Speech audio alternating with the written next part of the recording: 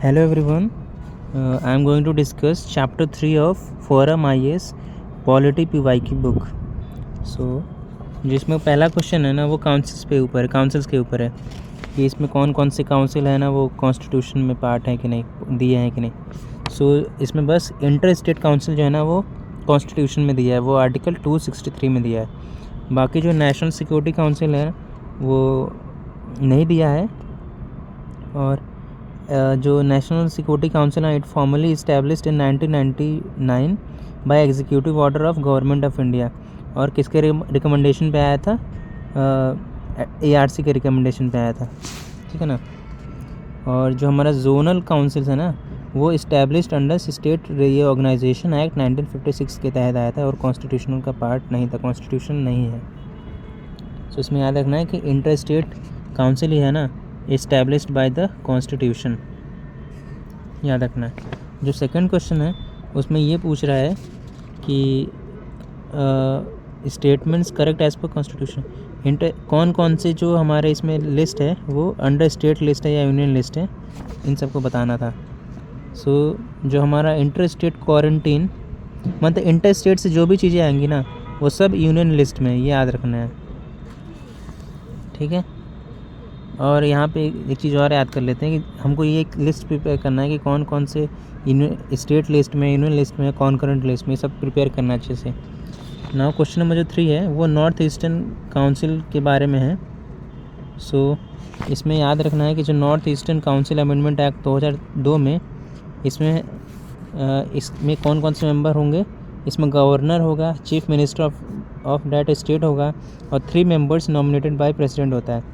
और जो home minister होता है ना he is an ex officio chairman of the north eastern council, but ये पार्ट नहीं होता ऑफ द काउंसिल, ठीक है ना, याद रखना।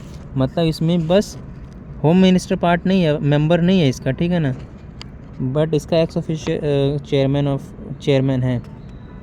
मतलब नॉर्थ ईस्टर्न काउंसिल में गवर्नर होता है, चीफ मिनिस्टर होता है और 3 मेंबर्स नॉमिनेटेड बाय प्रेसिडेंट होता है, होम मिनिस्टर नहीं होता है, याद रखना।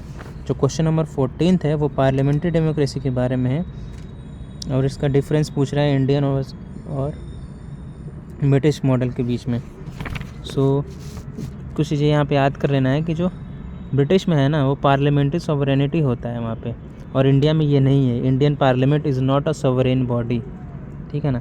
मतलब क्या है कि इंडिया में in India, matters related to the constitutionality of amendment of an act of the parliament are referred to the constitution bench of supreme court. मतलब कि यूके में पार्लियामेंट्री सॉवरेन है, इसका मतलब है कि वहाँ पे जुडिशियल रिव्यू, मतलब कि ऐसा constitution bench by Supreme Court के तहत कुछ भी अमेंडमेंट नहीं किया जा सकता है यूके में, बट इंडिया में किया जा सकता है। जुडिशियल रिव्यू हो सकता है इंडिया में, यही यूके में नहीं हो सकता है। कॉन्स्टिट्यूशन बेंच के बारे में थोड़ा सा जान लेते हैं। कॉन्स्टिट्यूशन बेंच ऐसा होता है जिसमें सुप्रीम कोर्ट हैव 5 और मोर जजेस का बेंच होता है, ठीक है ना। और जब अगर 2 जजेस का बेंच हो उसको हम लोग डिवीज़न बेंच कहते हैं, ठीक है ना। यहाँ पे याद कर लेना कि जो कॉन्स्टिट्यूशन बेंच होता है जिसमें 5 और 5 से ज़्यादा हो सकते हैं, वो किसी important substantial question of laws pertaining to interpretation of constitution पे होता है, तब होता है। आर्टिकल 145(3) के अंदर आता है। नाउ क्वेश्चन नंबर जो 5 है वो यही पूछ रहा है कि फेडरल स्ट्रक्चर कौन सा होता है, ठीक है ना। इसमें तो याद ही कर लेना है कि जो हमारा इंडिपेंडेंस ऑफ जुडिशियल ना वो फेडरल होता है। यहाँ पर कुछ चीज़ें याद कर लेना है कि federal features of Indian constitution, इसमें क्या क्या चीज़ें आती हैं। तो dual polity of union at the centre and states at the periphery, ये आता है पहला। दूसरा है रिटन कॉन्स्टिट्यूशन होता है। तीसरा है division of powers between centre and states, schedule 7 के अंदर आता है। चौथा है सुप्रीमेसी ऑफ द कॉन्स्टिट्यूशन है। पांचवा रिजिडिटी ऑफ द कॉन्स्टिट्यूशन है। छठा by cameral legislature consisting of Rajya Sabha and Lok Sabha है। सातवां इंडिपेंडेंस ऑफ जुडिशरी। मतलब ये सब जितने भी डिस्कस किया वो federal feature of Indian constitution है, याद कर लेना इसको कि कौन सा फेडरल है, कौन सा क्या है, यूनिटरी है। नाउ क्वेश्चन नंबर जो 6 है ना वो स्टेट, द टर्म स्टेट का डेफिनेशन पूछ रहा है। ये याद करना है कि क्या डेफिनेशन है। State is a community of a persons permanently occupying a definite portion of territory independent of external control and possessing an organised government. याद कर लेना डेफिनेशन। और ये कोई पॉलिटिकली ऑर्गेनाइज पीपल ग्रुप नहीं होता है, ठीक है ना। नाउ क्वेश्चन नंबर जो 7th है ना, वो लिबर्टी इन लिबरल डेमोक्रेसी के बारे में पूछा है, कौन सा होगा। तो सेपरेशन ऑफ पावर ही होगा कि लिबर्टी ऑफ लिबरल डेमोक्रेसी को प्रोटेक्ट सेफ गार्ड करता है। और इसमें जो सेपरेशन ऑफ पावर के बारे में थोड़ा सा जान लेते हैं कि जो सेपरेशन ऑफ पावर है ना, it minimises the possibility of arbitrary access by the government and it also act as a checks and balance on powers of each other. ना क्वेश्चन नंबर जो 8th है वो ये पूछ रहा है कि नाउ क्वेश्चन नंबर जो 8th है उसमें ये पूछ रहा है कि हमें बताना था कि कौन से कमेटी या फिर रिफॉर्म्स के तहत ये कहा गया है कि the governor should be an eminent person from outside the state and should be a detached figure without intense political links और should not be taken part in the politics in the recent past. So ये Sarkaria commission में कहा गया है। सो Sarkaria commission के बारे में थोड़ा जान लेते हैं। जो सरकारिया कमीशन था ना, वो कॉन्स्टिट्यूट हुआ था इन 1983 और ये बेसिकली किससे रिलेटेड है, सेंट्रल स्टेट रिलेशंस के बारे में बताता है, ठीक है ना। ये याद कर लेना है कि और कुछ याद कर लेना है कि जो सरकारिया कमीशन है ना, उसमें क्या क्या रिकमेंडेशन दिया था। इसने ये कहा था कि setting up a permanent inter state council. Article 352 क्या बताया था, article 356 should be used sparingly. और तीसरा क्या बताया था, institution of All India services should be strengthened. चौथा क्या था, residuary powers should remain with the parliament. पांचवा क्या बताया था, region should be communicated to the state when the state bills are vetoed by the president। सातवां क्या बताया था, छठा क्या बताया था, state should have powers to deploy its armed forces even without the consent of states, however it is desirable that the state should be consulted. सातवां क्या बताया था, commissioners for linguistic minorities should be activated. और यहाँ पे क्या है कि हम लोग को ना कमीशन जितने भी कमिटीज़ कमीशन रिपोर्ट्स ये सब प्रिपेयर करना है। जैसे कि पल्लवी मैंने भेजा है अपने ग्रुप पे, उसको वैसे हमको प्रिपेयर कर लेना है ना। क्वेश्चन नंबर जो 9th है ना, वो आर्टिकल 356 के बारे में। सो अगेन कुछ चीज़ें याद कर लेते हैं प्रेसिडेंट रूल ऑफ आर्टिकल 356 के बारे में। पहला चीज़ तो ये है कि जो इमरजेंसी प्रोविजंस है ना, वो part 18 of article from article 352 to 360 के बीच में है, ठीक है ना। और जो हमारा प्रेसिडेंट रूल है उसको हम लोग स्टेट इमरजेंसी भी कहते हैं, उसको कॉन्स्टिट्यूशनल इमरजेंसी भी कहते हैं, ठीक है ना। और इसमें प्रेसिडेंट रूल जब लगता है तो उस टाइम पे प्रेसिडेंट, उसमें क्या क्या कुछ फीचर्स जो हमने अभी पढ़ा था लास्ट चैप्टर में, उसको अभी फिर से है कि president may dissolve the state legislative assembly और put it under the suspension. मतलब मे डिज़ोल्व, ज़रूरी नहीं, मैंडेटरी नहीं है। He may authorize the parliament to make laws on the behalf of the state legislature. The parliament can delegate the power to make laws for the state to the president or any other body। So याद कर लेना है, अभी जो हमने पहले पढ़ा था ना कि he may dissolve the state legislative assembly और put it to suspension, पर ये मैंडेटरी नहीं है करना। But and may authorize parliament to make laws on the behalf of the state legislation, ठीक है ना। ये अभी जितने भी पता है कि parliament can delegate the power to make laws for the states the president और एनी अदर बॉडी, ये याद कर लेना है। नाउ क्वेश्चन नंबर जो 10th है, द क्वेश्चन नंबर 10th है वो ये पूछ रहा है the main advantage of the parliamentary form of government क्या है। सो जो main advantage of parliamentary form of government ये है कि जो हमारा रियल एग्जीक्यूटिव पावर्स वो क्या है कि the executive remain responsible to the legislature है। मतलब main advantage of the parliamentary form of government क्या है कि the executive remains responsible to the legislature. मतलब क्या है, the real executive powers lies with the council of ministers headed by the prime minister होता है and who is responsible to the legislature है। मतलब ये है कि दे होल्ड, जो council of ministers headed bye prime minister है ना, ये hold office only if they have majority in the Lok Sabha and must resign if they lose confidence of Lok Sabha. मतलब ये कहने का मतलब ये है कि they are executive remains responsible to the legislature, यही मेन एडवांटेज है ना। क्वेश्चन नंबर 11th है ना, ये स्टेट लिस्ट के बारे में। कि जब स्टेट लिस्ट होता है तो किस कंडीशन पे होता है। सो इसमें बेसिकली याद कर लेना है कि state parliament of India acquires the power to the legislation on the items in the state list in the national interest if the resolution to that effect is passed by Rajya Sabha by a majority of not less than 2/3 of its members present and voting। ये condition होता है state list में change करने का है, ठीक है ना। और कुछ चीज़ें और याद कर लेना है कि राज्यसभा अगर डिक्लेयर करता है कि हमको स्टेट लिस्ट में नेसेसरी है फॉर नेशनल इंटरेस्ट चेंज करना, इसमें क्या क्या कुछ कंडीशंस हैं कि it must be supported by 2/3 of members present and voting. दूसरा क्या है, resolution remains in force for 1 year. तीसरा क्या है, it can be renewed by any member of times and not exceeding 1 year at a time. चौथा क्या है, the law cease to have effect on expiration of 6 months after resolution has cease to be in force.